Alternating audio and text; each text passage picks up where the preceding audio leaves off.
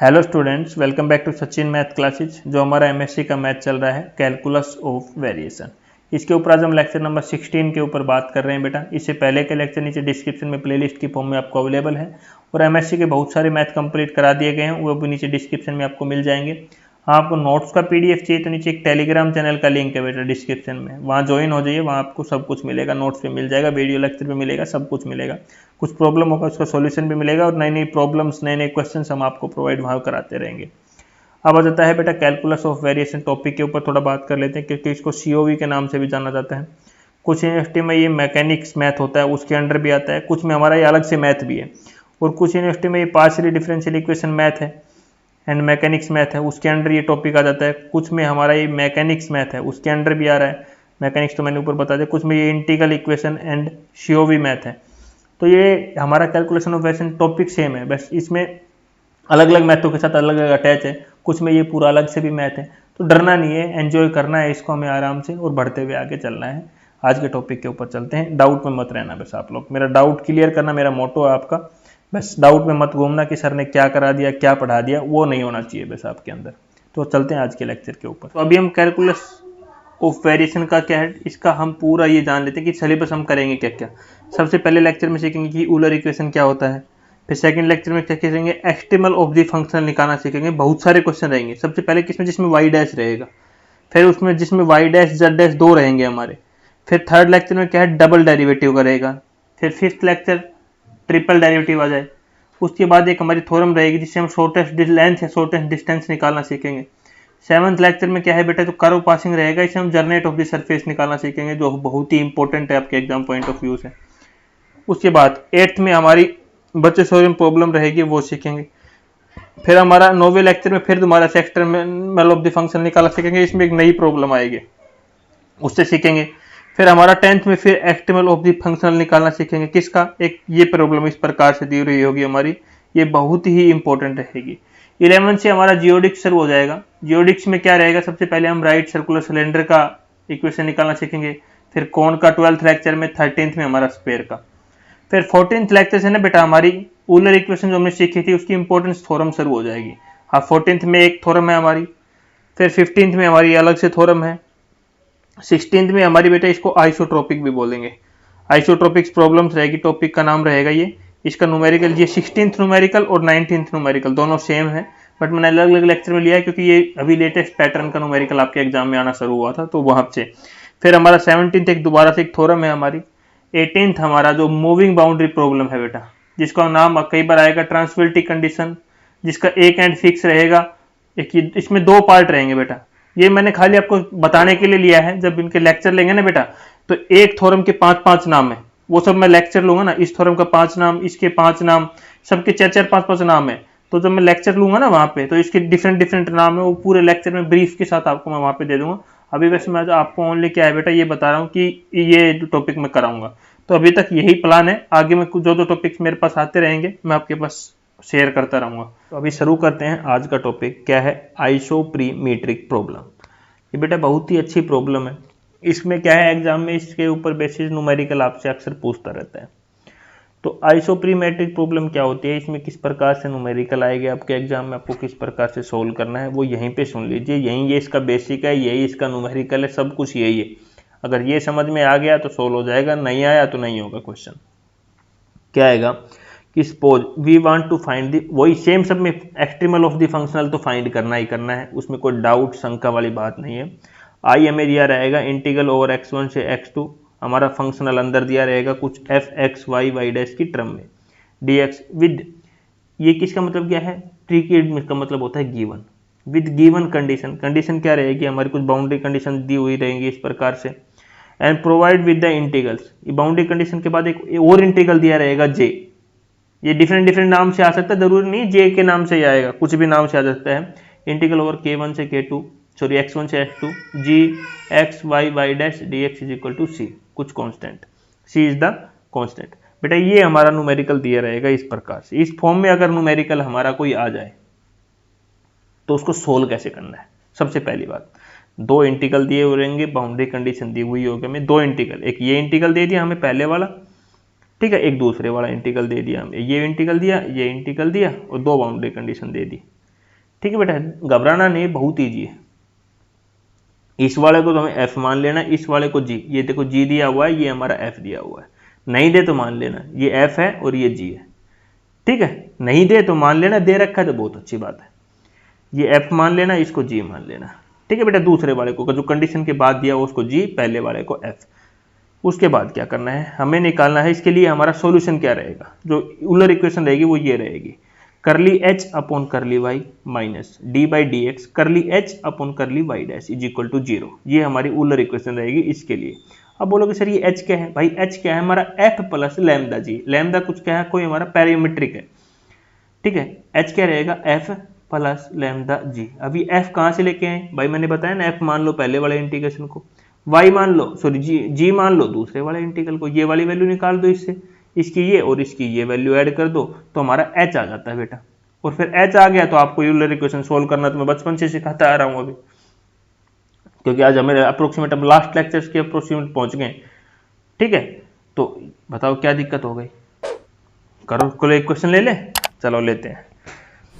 Question हमारा क्या दिया हुआ है, solve the problem I Y is equal to integration over 0 से लेके पाई वाई डैश का square D X is equal to minimum, subject to the conditions integration और 0 से pi Y square D X 1।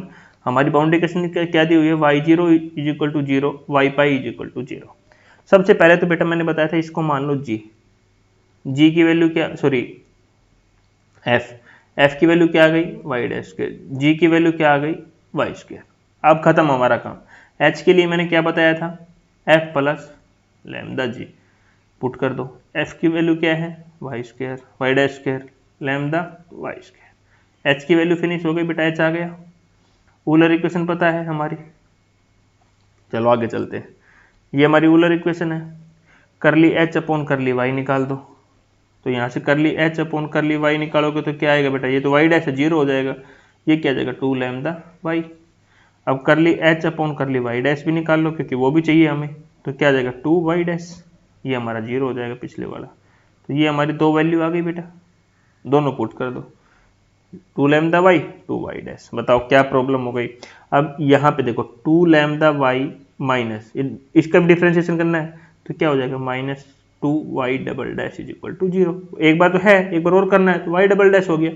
अब 2 कॉमन निकाल के उस side पे तो 0 हो जाएगा, तो हम इस इक्वेशन को लिख सकते हैं Y double dash minus lambda Y is equal to 0, क्योंकि मैंने यहाँ से क्या लिख दिया, -2 कॉमन ले दिया, तो minus lambda Y plus Y double dash is equal to 0। 2 उस साइड जाके क्या हो गया बेटा, 0 हो गया। तो हम लिख सकते हैं ये, अभी आपको पढ़ा होगा आपने पार्शियल डिफरेंशियल इक्वेशन में, इसको हम क्या लिख सकते हैं, D square minus lambda Y is equal to 0 where D is equal to D by D X. ठीक है, अब इसकी ऑक्सिलरी इक्वेशन क्या होगी, सभी ने पढ़ा है, डी की जगह क्या पुट कर दे, एम पुट करते, तो M minus lambda is equal to 0, ये ऑक्सिलरी इक्वेशन रहेगी। अब इसको सोल्व करो, एम की वैल्यू निकालोगे तो M square is equal to lambda, M is equal to plus minus under root lambda. M की वैल्यू क्या आ जाएगी, प्लस माइनस, देखो यहाँ समझाता हूँ अभी आगे का, एम इज इक्वल टू क्या आ गया, प्लस माइनस लैम्डा आ गया हमारा यहाँ पे। जब ये आया तो इसके लिए हमारा निकालते थे ना हम, y क्या हो जाएगा, c1 e की power m1x plus c2 e की पावर m2x। अब बेटा देखो ये मैंने क्यों लिखा, m की वैल्यू क्या आई है हमारी, रियल भी आई है या अनइक्वल भी आई है। ये किसके लिए कंडीशन लिखी मैंने, जब हमारा रियल भी हो और अनइक्वल हो, क्योंकि हमारा एक m की वैल्यू माइनस लैम्डा है और एक हमारी प्लस की अंडर रूट लैम्डा है, तो दोनों अलग अलग हुई ना बेटा। अब इसमें m1 m2 की वैल्यू पुट कर दो, तो y क्या आ जाएगा, c1 e की power lambda under root lambda X plus c2 e की power minus under root lambda X. ये आ गई हमारी y की वैल्यू। अब ये y की वैल्यू आ गई तो आगे चलते हैं बेटा, यहाँ तक कर लिया मैंने। अब बाउंड्री कंडीशन पे चले जाते हैं, y0 इज इक्वल टू 0 दे रखा है तो पुट कर दो बेटा, यहाँ 0, c1 e की पावर 0 c2 e की पावर 0, तो c1 प्लस c2 किसके इक्वल आ गया, 0। तो हम लिख सकते हैं c1 किसके इक्वल है, माइनस c2 के इक्वल है। दूसरी बाउंड्री कंडीशन पे चलते हैं, Y pi is equal to 0। भाई क्या इक्वेशन है हमारी, सिंपल सी, वाई एक्स किसके इक्वल है, c1 e की power under root lambda X plus c2 e की पावर माइनस लैम्डा। ठीक है बेटा, पुट करो, x की जगह पाई और y की जगह 0, तो 0 is equal to c1 e की power minus lambda pi, sorry positive का आएगा, C2 e की पावर माइनस लैम्डा पाई, ठीक है, इज इक्वल टू 0 है। ये इक्वेशन आ गई। अब हमारा थर्ड इक्वेशन हमने वी निकाला ना, C1 किसके इक्वल है, माइनस C2 के, तो पुट कर दो यहाँ पे, पुट किया तो अंदर क्या बच गया हमारा, C2 को दोनों में से कॉमन निकाल दिया, C2 हो गए दोनों जगह, C2 कॉमन लिया तो e की पावर लैम्डा पाई प्लस ये, तो यहाँ से हमारी C2 की वैल्यू क्या आ गई, 0, ठीक है बेटा। अब C1 की वैल्यू भी 0 आ गई, थोड़ी देर पहले C2 की वैल्यू भी 0 आ गई, अभी दोनों 0 आ गई तो y हमारा तो 0 हो गया, तो मतलब y इज ट्राइवल सॉल्यूशन, ऐसा तो नहीं हो सकता y हमारा पूरा ही 0 हो जाए। तो दूसरा केस लेते हैं बेटा हमारा, दूसरे में क्या ले लेते हैं हम, लैम्डा को 0 ले लेते हैं, जो लैम्डा था ना बेटा इनिशियल, चलो एक बार थोड़ा और बेसिक से समझते हैं थोड़ा, जहां पे हमने ये लिया था h लिया था बेटा, h में ही क्या बोलते हैं कि लैम्डा को नेगेटिव ले लेते हैं, लैम्डा लेस देन 0, तो बेटा ये h की क्या इक्वेशन बन जाएगी, h is equal to F minus H G हो जाएगा ना बेटा, क्यों, क्योंकि हमारा ये नेगेटिव में जा रहा है, लेस देन 0 तो नेगेटिव में साइन आ जाएगा, अब पुट कर दो तो यहाँ नेगेटिव हो जाएगा, तो यहाँ नेगेटिव हो जाएगा बेटा, यहाँ भी नेगेटिव हो जाएगा, क्या फर्क पड़ता है हमारा, कोई फर्क नहीं पड़ता, दोबारा से कर लिया चाहिए, निकाल लेते हैं, देखो नेगेटिव हो गया, यहाँ से हमें क्या क्या चाहिए, कर ली एच अपॉन कर ली वाई चाहिए, तो क्या फर्क पड़ेगा, माइनस का 2 लैम्डा वाई स्क्वायर आ जाएगा, कर ली एच अपॉन कर ली वाई डैश निकाल दो दोबारा से, 2 वाई डैश आ जाएगा, पुट कर दो दोबारा से यूलर इक्वेशन में यहाँ पे। चलो आगे जाके इसको दोबारा सोल्व करते हैं, अच्छी तरह डरना नहीं है बेटा। ये हो गया हमारा, ये इक्वेशन थी हमारी, सॉरी केस 2 में 0 ले रहे हैं यार, मैं केस 3 समझाने लग गया आपको।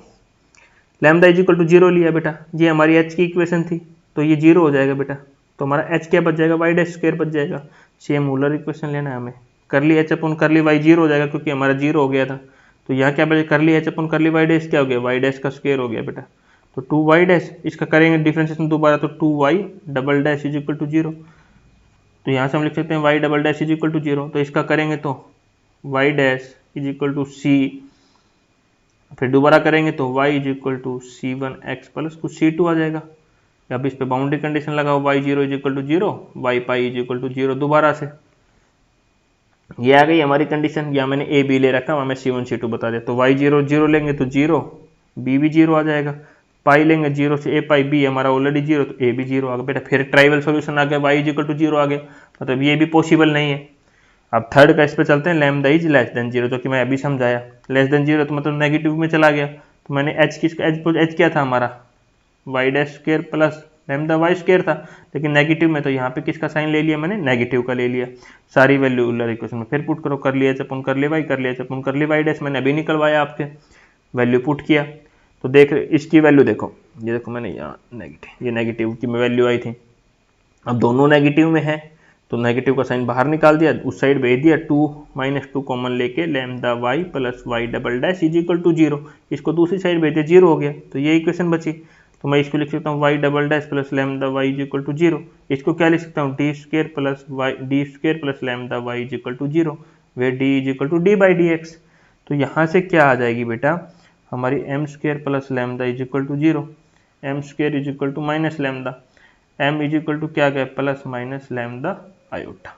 अब आयोटा में आ गया, अभी हमारा m क्या है, कॉम्प्लेक्स टाइप का आ गया, जब m कॉम्प्लेक्स टाइप का है तो हमारा क्या रूट होता है, y क्या होगा, c1 cos x plus c2 sin x, अब ये जो x की वैल्यू है वो ये रहेगी बेटा, c1 cos lambda x plus c2 sin lambda x, ठीक है बेटा, क्योंकि लैम्डा आया है इसके साथ तो लैम्डा रहेगा हमारा, ये लिख दिया हमने, ये इक्वेशन आ गई बेटा, C3 C4 ले लिया क्योंकि C1 C2 पहले यूज कर चुके हैं। अब बाउंड्री कंडीशन यूज कर दो, y zero is equal to 0, तो 0 cos 0 sin 0, तो cos 0 sin 0 0 होता है, तो cos तो क्या आ गया, C3 इज इक्वल टू 0 आ गया, फिर दूसरी बाउंड्री कंडीशन यूज कर लो, y pi is equal to 0, तो C3 ये इक्वेशन ये आ गया, अब C3 क्या है, 0 है, तो ये तो पहले 0 हो गया, तो C4 sin lambda pi is equal to 0, अगर तो C4 तो लैम्डा हो नहीं सकता, 0 हो नहीं सकता, क्योंकि फिर 0 हो जाएगा हमारी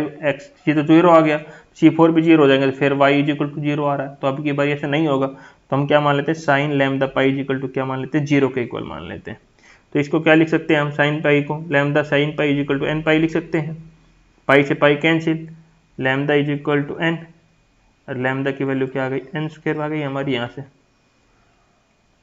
ठीक है बेटा। इक्वेशन 5 में पुट कर दो सारी वैल्यू। C3 0 थी, C4 as it is, lambda की वैल्यू क्या है एन स्क्वायर, यहाँ पे क्या है अंडर रूट लैम्डा ही है, तो अंडर रूट लैम्डा की तो हमारी एन ही आई थी nx, तो यहाँ क्या आ गया C4 साइन nx वैल्यू आ गई।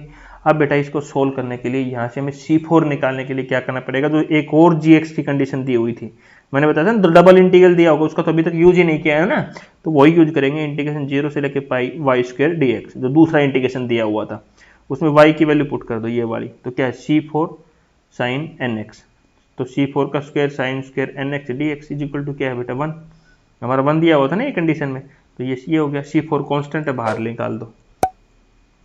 साइन स्क्वायर x का क्या फॉर्मूला होता है 1 माइनस कोस 2x अपॉन 2, तो वही यही अप्लाई कर दिया यहाँ पे, इज इक्वल टू 1। अब इसका अलग अलग डिफ्रेंसिएशन कर दिया, 1/2 का क्या होगा x/2 हो जाएगा हमारा, और इसका क्या हो जाएगा कोस का क्या हो जाएगा साइन 2nx, और 2n का 2n नीचे आ जाएगा। ठीक है बेटा, ये 2 यहाँ से मैंने बाहर निकाल रखा है कॉमन, ये अंदर का ये बच गया। अब इसको जब ये करोगे अपर लिमिट x की जब पाई पुट कर, तो लास्ट में हमारा क्या बचेगा पाई बच जाएगा, जब ये अपर लिमिट लोअर लिख करके सोल्व करोगे तो इधर से क्या आ गया C4 स्क्वायर अपॉन 2 पाई इज इक्वल टू 1, तो C4 का स्क्वायर क्या आ गया हमारा 2 अपॉन पाई, और C4 की वैल्यू क्या आ गई plus minus under root 2 upon pi. अभी यही वैल्यू यहाँ पे पुट कर दो यार 4 में, तो ये हमारा क्या आ जाएगा आंसर आ जाएगा। y की तो वैल्यू निकाल ली, हमारा मोटो ओनली y। ठीक है बेटा, क्या है ओनली हमारा मोटो y निकालना है, तो y ही हमें निकालना था, y ही हमने निकाल दिया। तो इस प्रकार का क्वेश्चन ना बेटा आपको 10 बार एग्जाम में लेटेस्ट पूछे जाने वाला टॉपिक है, 10 साल से आपके एग्जाम हो रहे होंगे, 10 साल से ही ये टॉपिक कंटिन्यूअस आ रहा है। तो अभी देख लेना, आपको पढ़ना है इस टॉपिक को अच्छी तरह करना है, रिवाइज करना है नहीं करना है। इसके मैंने एक क्वेश्चन कराया बेटा, क्यों कराया, क्योंकि हम यूट्यूब पे 15-15 क्वेश्चन नहीं करा सकते, आपको एक क्वेश्चन कराएंगे उसके हिंट देंगे, नहीं आ रहा तो टेलीग्राम चैनल है, मैं और भी चीजें बता देता हूँ, वरना फिर आप डाउट में घूमते रहोगे, कमेंट्स आते रहेंगे। आपको वीडियो लेक्चर चाहिए, प्लस में नोट्स भी अवेलेबल है, प्लस में आपके प्रीवियस ईयर क्वेश्चन पेपर के सॉल्यूशन भी अवेलेबल है। सब कहाँ से अवेलेबल है, टेलीग्राम चैनल पे। टेलीग्राम चैनल का लिंक नीचे डिस्क्रिप्शन में दिया हुआ है, आप जाके ले सकते हो। ठीक है बेटा, नोट्स हमारे पेड है RS 100 रुपीज़ में, वीडियो लेक्चर्स फ्री है, मैं पहले ही बता चुका हूँ, वीडियो लेक्चर्स हमारे क्या है फ्री है, नोट्स ओनली पेड है 100 रुपीज़ में, यही कलरफुल नोट्स डेमो रहेगा हमारा। ठीक है बेटा, आप जाके ले सकते हैं और पढ़ते रहिए, एंजॉय करते रहिए। नेक्स्ट लेक्चर में मिलते हैं नेक्स्ट टॉपिक के साथ।